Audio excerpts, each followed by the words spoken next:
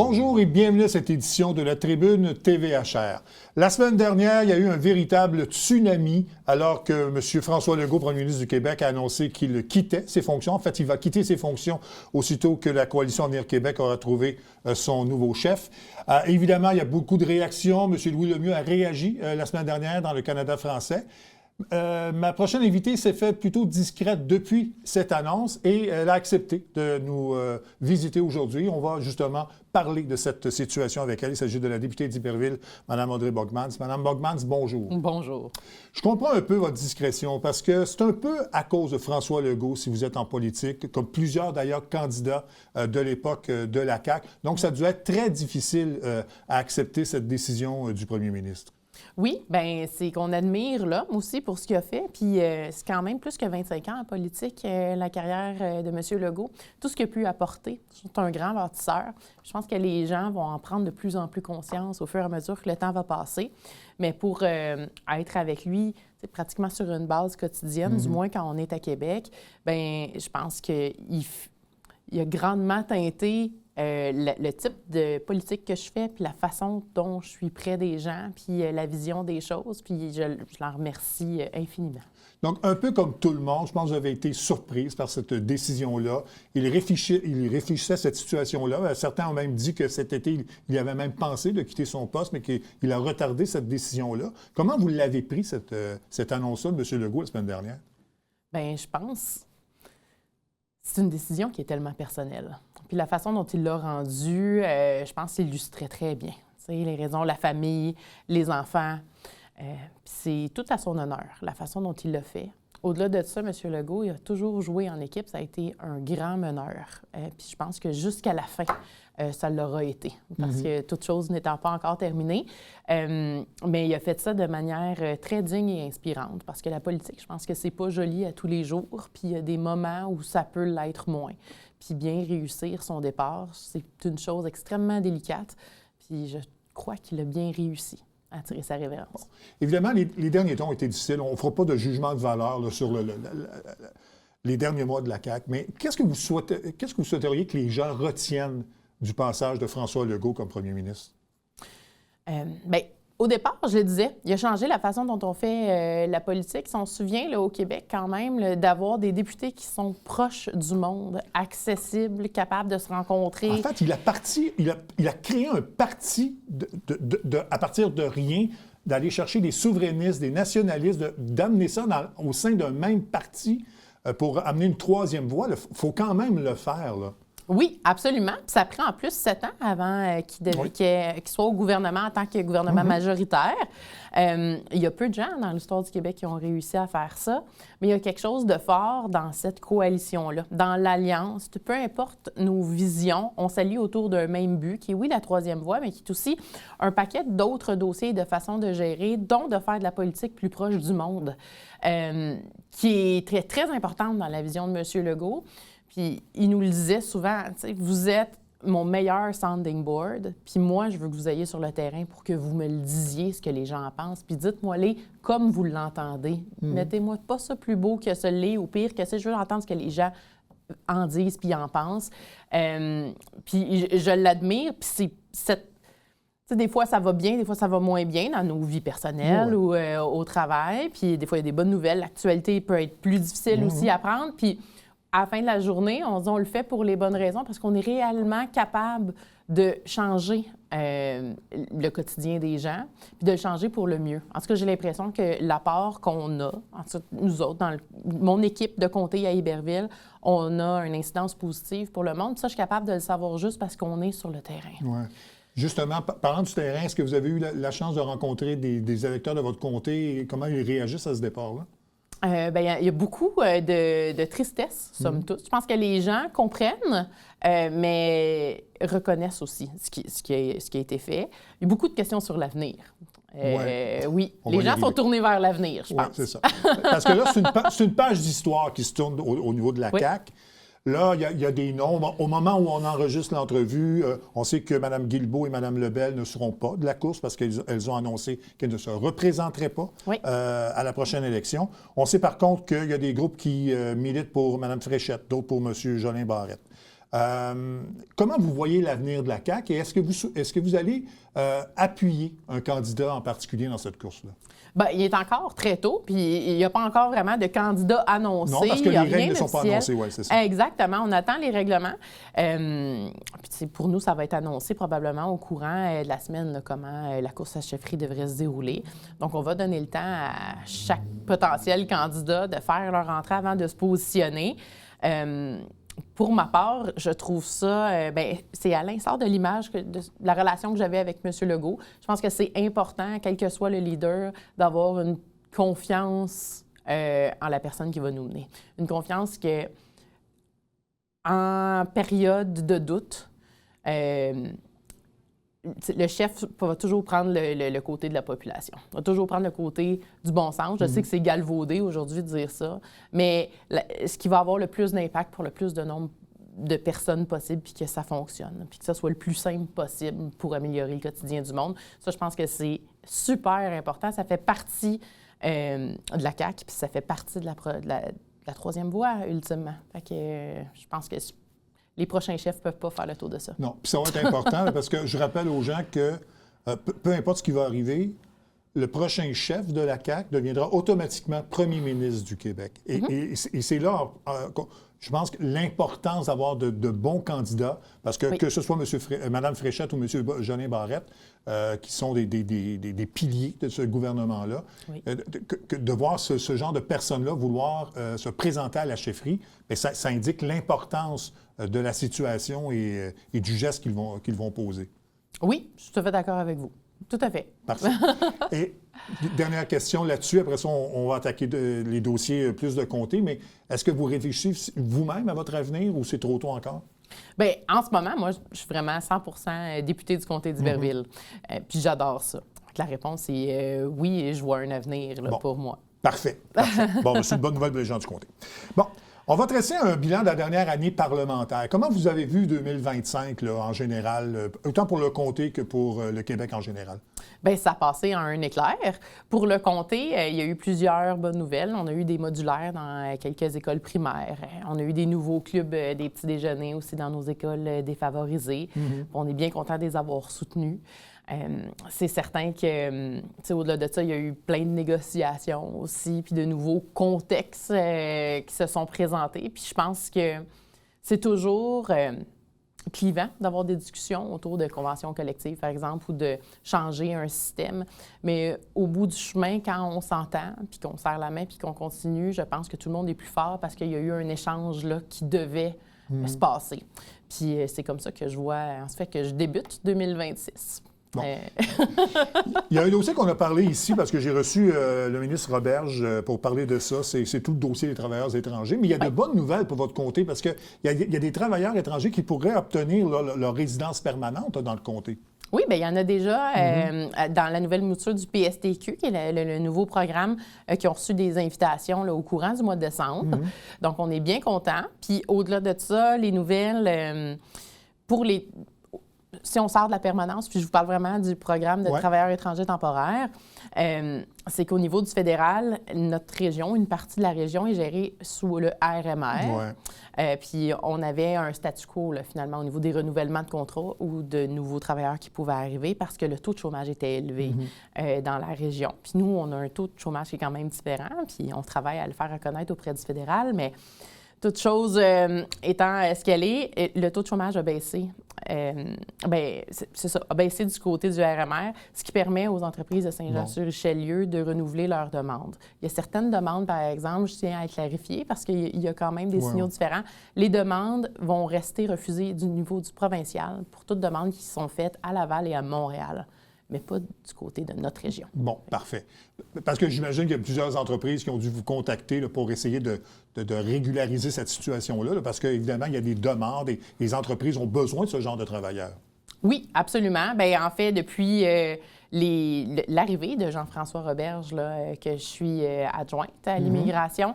Puis, dès son arrivée en tant que ministre, il a fait un tour de comté. Puis, je suis ces entrepreneurs-là depuis le début du dossier. Puis, c'est certain qu'on fait valoir leur voix. Ouais. Il y a un autre dossier aussi, ça a été annoncé ça, par le ministre de l'Environnement, M. Bernard Drinville. Ce sont les digues du Haut-Richelieu qui sont maintenant reconnues. Peut-être pour les gens qui s'y connaissent un peu moins, peut-être nous parler un peu de ce dossier-là et l'importance de la reconnaissance des digues. Bien, c'est super important, dans le fond, parce qu'on vient reconnaître une évidence. D'un côté, on a des travaux là, de digues qui sont colossaux. C'est vraiment énorme en distance, en hauteur, en largeur, qui viennent protéger des terres agricoles d'une inondation. C'est entretenu en plus par la MRC qui font un super travail d'entretien. Puis la clé dans ce dossier-là, c'est que autant l'UPA que nous, en représentation locale, que la MRC disait la même chose, c'était que ces digues-là fonctionnaient et gardaient ces dites terres-là au sec.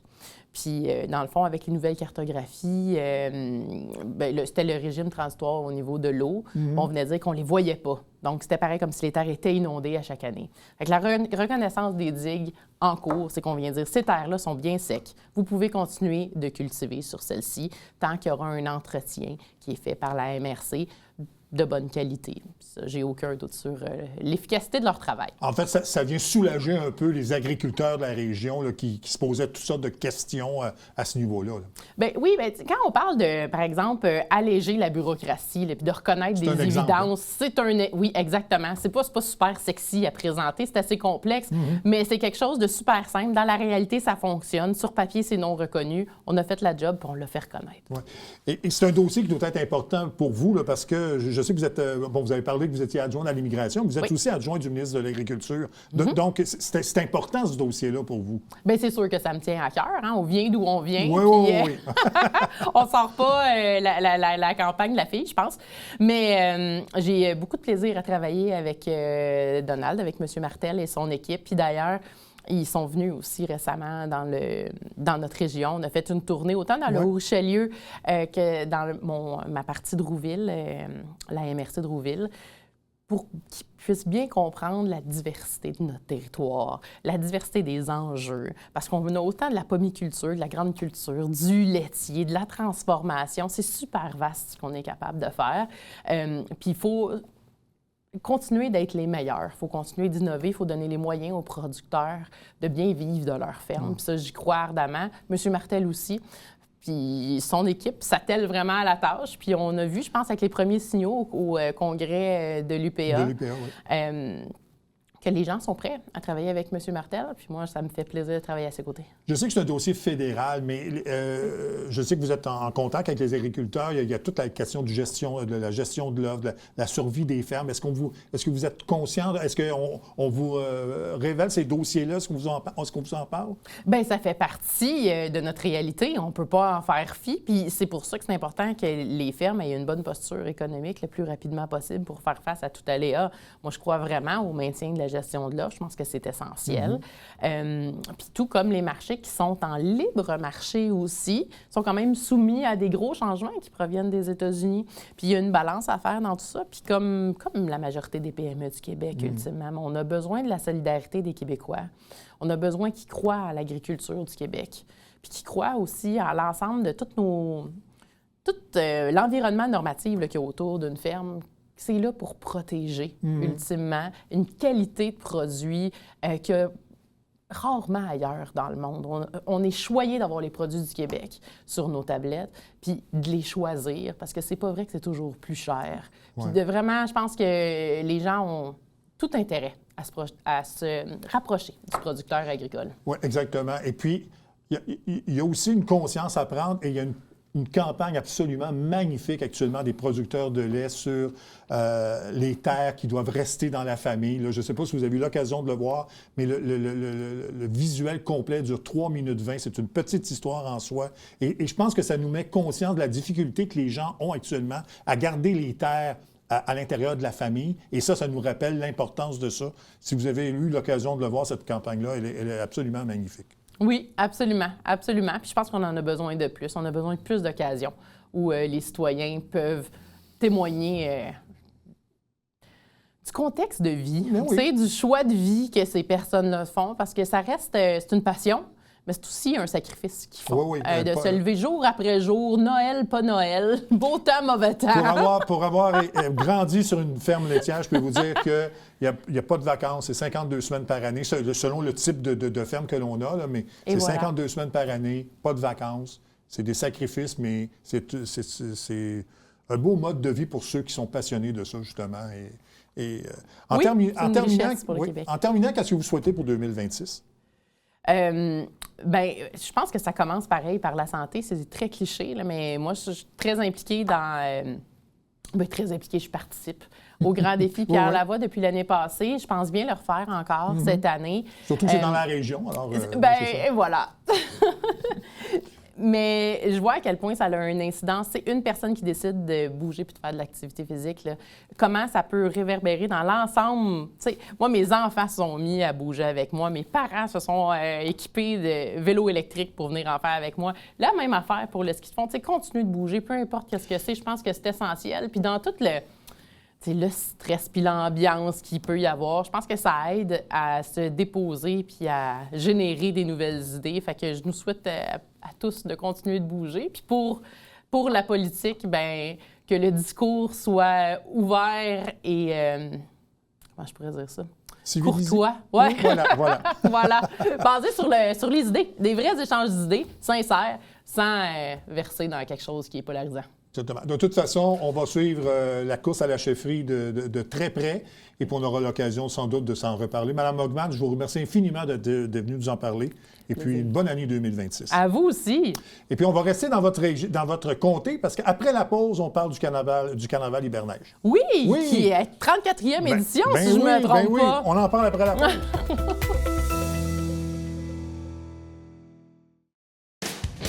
Salut, ici Alexandre Baudouin. Et Lisanne Richard? Lisanne, cette semaine, on va dans toutes les sphères de Saint-Jean-sur-Richelieu, là. Ben oui, on parle de gymnastique et d'activités extérieures. Ah, de beaux modèles pour la jeunesse. Manquez pas ça.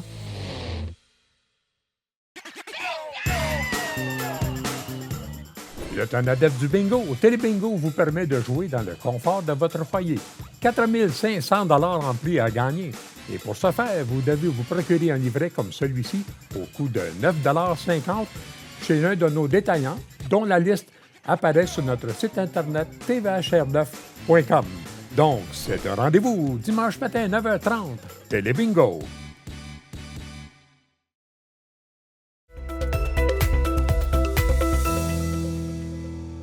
Donc, tel que mentionné avant la pause, on va vous parler du carnaval Hiberneige qui s'en vient. Ce sont les deux prochains week-ends. Et pour nous en parler, on a Mme Caroline Bombardier, qui est la présidente du carnaval. Mme Bombardier, bonjour. Bonjour.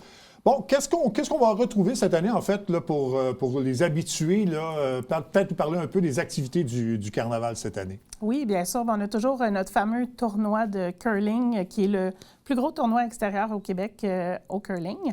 Donc, 27 équipes cette année inscrites déjà. Ça s'en vient. On a bien hâte. Jeux gonflables, les glissades sur tube. On a des activités extérieures, intérieures, la cantine, les barbecues. On a tout ça.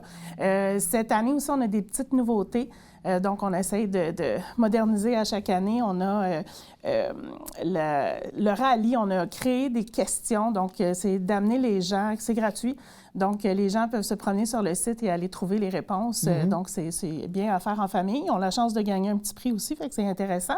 Et en partenariat avec la Bibliothèque de Saint-Jean, on a l'heure du conte les dimanches matins à 11 h pour les enfants entre 5 ans et 8 ans. Les places sont limitées, il faut réserver sa place à la billetterie. Donc ça, c'est un essai cette année qu'on fait. On a bien hâte de voir comment ça va se passer. C'est à l'extérieur, dans l'igloo. On va leur servir un petit chocolat chaud. Ouais. Puis on a des jeux aussi à l'extérieur là, qui se rajoutent cette année. Un petit peu plus de jeux aussi qui est bon pour toute la famille, là, autant les parents que les enfants.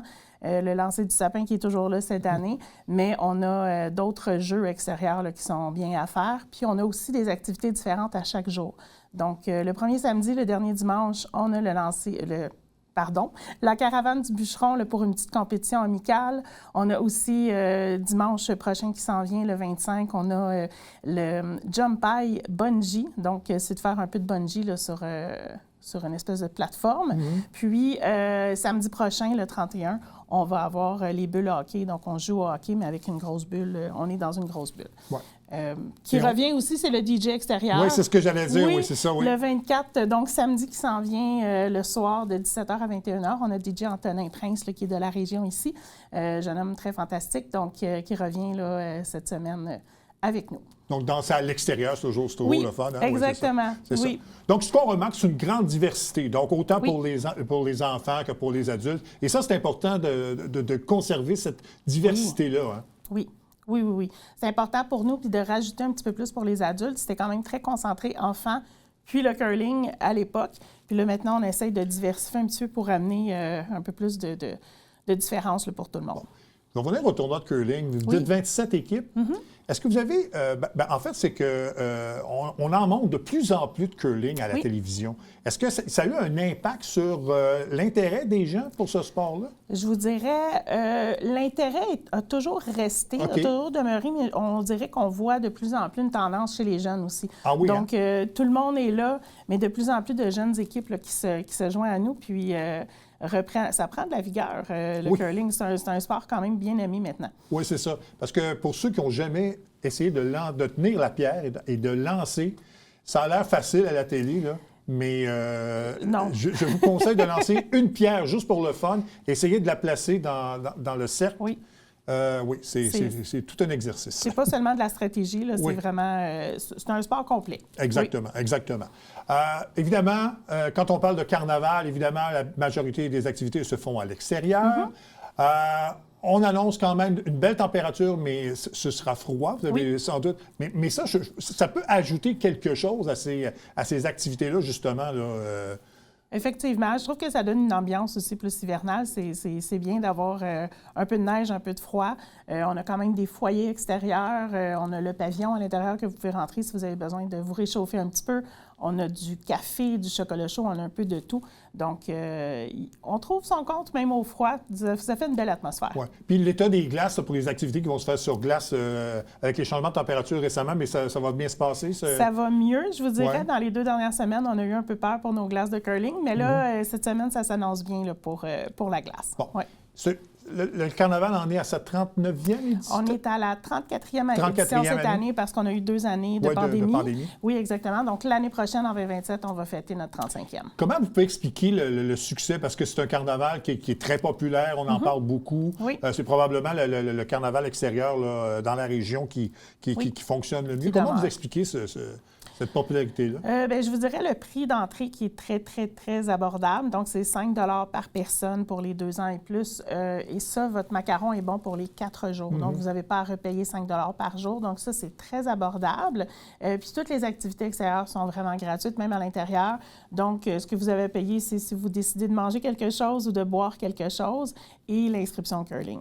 Le reste, c'est gratuit, donc il y a beaucoup de diversité, il y a beaucoup de choses à faire, on trouve son compte, on peut manger sur place, il y a de tout. Ouais. Oui. Ça sera au pavillon Mille-Roches cette année? Exactement. Ouais. Oui, c'est du côté d'Iberville. Donc, tout rassemblé à un même endroit, donc les gens n'ont pas à se déplacer par la suite pour faire les différentes activités. Là. Exactement, oui. Évidemment, c'est gratuit, donc vous avez l'apport de commanditaires, de partenaires pour l'événement, et ça, c'est important, évidemment, pour maintenir l'activité en vie. Là. C'est un très gros travail de notre côté, mais on a des commanditaires qui sont là année après année. Ils nous appellent même pour dire, bon, je suis prêt à donner ma commandite. Donc, on a des partenaires comme le Marché La Plante, Pasquier, Tremcar.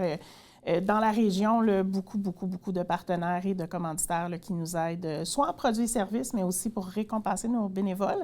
On a quand même 150 bénévoles. Ouais. On est très chanceux. Je pense qu'on leur fait attention, mais au moins ces cadeaux-là vont les remercier là, de passer du temps au froid pour vous autres. Bon. Oui. Il y a une activité qui va se faire hors carnaval. Mais je pense que si vous l'organisez, c'est la soirée country du 7 janvier, du 7 février. 7 février, exactement, oui. L'an passé, on l'avait mis en même temps que le carnaval. C'est beaucoup d'organisations quand il y a toutes les activités la journée et le soir à voir ça. Donc, on a décidé de la séparer cette année. Donc, c'est le week-end suivant, le dernier week-end du carnaval. Ça va être de 17h à minuit, toujours au pavillon Mille-Roches, avec DJ Mick, là, qui est très connu dans la région. Donc, c'est une soirée assez convoitée. Oui, beaucoup parce de que... succès. Parce que Oui. c'est un genre musical dont la popularité ne cesse de croître. Donc, Exactement. avec le country, le new country, et les jeunes aussi Oui. aiment beaucoup ce genre musical. Donc, j'imagine que ce sera une soirée là, très populaire. Oui, exactement. L'année Bon. passée, ça a été très populaire. On s'attend Ouais. à la même chose cette année. J'imagine Oui. que ce sera la même chose. Oui. Je voudrais revenir sur les 2 heures de compte que vous allez faire, là, Oui. qui sont sur 2 jours. Donc, ça s'adresse aux jeunes. Oui. Donc, il y a quelqu'un comment ça va fonctionner exactement? Donc, on a quelqu'un de la Bibliothèque de Saint-Jean qui vient chaque dimanche. On va s'installer dans l'igloo à l'extérieur, donc toujours avec notre habit de neige et tout. Donc, c'est vraiment pour les enfants entre 5 et 8 ans. La raison qu'on limite à ces âges-là, souvent, en bas de 5 ans, ils vont avoir besoin de leurs parents à côté d'eux. Après 8 ans, ils vont plutôt aller dans les jeux gonflables et tout. L'intérêt est moins, c'est ça. là. Ouais, Donc, le 5 à 8 ans est important pour justement limiter, augmenter l'espace enfant, je vais vous dire, dans l'igloo, parce que c'est une toute petite igloo. Donc, ça va être quelques contes là, qu'elle va raconter aux enfants, animer un peu, leur donner aussi un intérêt à commencer la lecture, puis à les ramener vers la bibliothèque. Oui, tout à fait, tout à fait. Bon, vous avez parlé du macaron, donc qui sera au coût de 5 $. Les gens qui veulent se procurer le macaron, qu'est-ce qu'ils doivent faire? C'est directement à la billetterie, à l'entrée du site. Donc, la billetterie est très visible en arrivant. Vous pouvez vous procurer votre macaron à cet endroit-là, là, puis après ça, vous avez accès au site directement. Est-ce qu'on a des objectifs de participation pour les 2 week-ends? Je vous dirais, similaire à l'an passé. L'an passé, on a quand même fracassé des records pour le carnaval. Donc, on était près de 6 000 entrées, puis on a vu beaucoup de gens qui sont revenus à chaque jour. Donc, ça serait possiblement le même, là, sinon plus si on est capable, mais ça va dépendre de la température. Bon. Oui. Donc, Pavillon Mille-Roches, c'est pour les 2 prochains week-ends d'activité. Ça commence avec une soirée extérieure là, avec un DJ et beaucoup de plaisir en perspective, Exactement. j'imagine. Oui. Madame Bombardier, merci beaucoup. On va souhaiter de la belle température, que les gens s'amusent et puis que tout se déroule très bien, comme c'est le cas habituellement. Oui. Merci beaucoup. Merci à vous. Merci. Voilà, ça complète cette édition de la Tribune TVHR. J'espère que ça vous a plu, mesdames, messieurs. À la prochaine. Au revoir.